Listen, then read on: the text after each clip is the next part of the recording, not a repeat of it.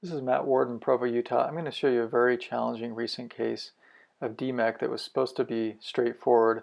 This was a combined DMEK cataract surgery where I injected the graft after the cataract surgery and it went behind the IOL.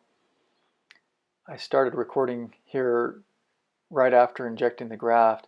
At first I wasn't sure. I thought it may just be behind the iris, so I'm probing here with a cannula and realizing that as I touch the IOL, I'm not touching the graft. It's indeed injected through the pupil, through the anterior capsule, and around to the back behind the IOL in the bag. And I never had this happen, never seen it in 7 years of doing DMEK surgery.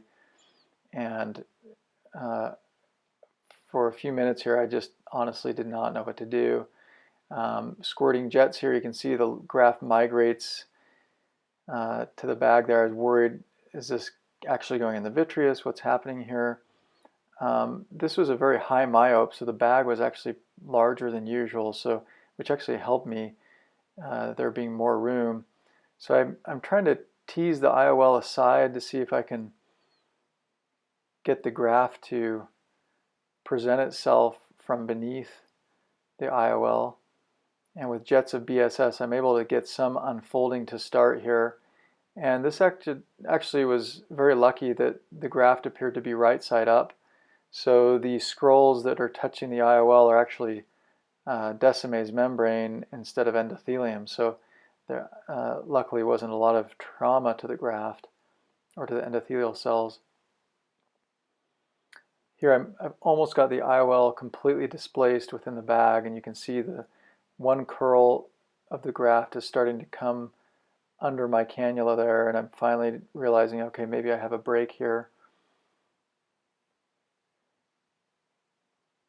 So I go through the opposite paracentesis and nudge that lens to the side so I can make sure I have the ability to grasp that membrane. And with Snyder 23 gauge micrograspers, I am able to grasp the edge of the graft and pull it up and around the lens.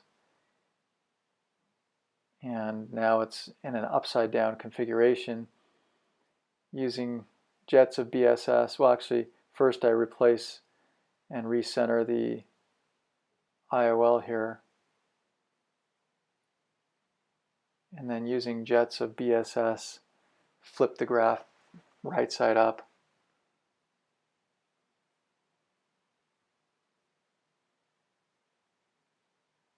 Now I've got myself a nice double scroll to work with.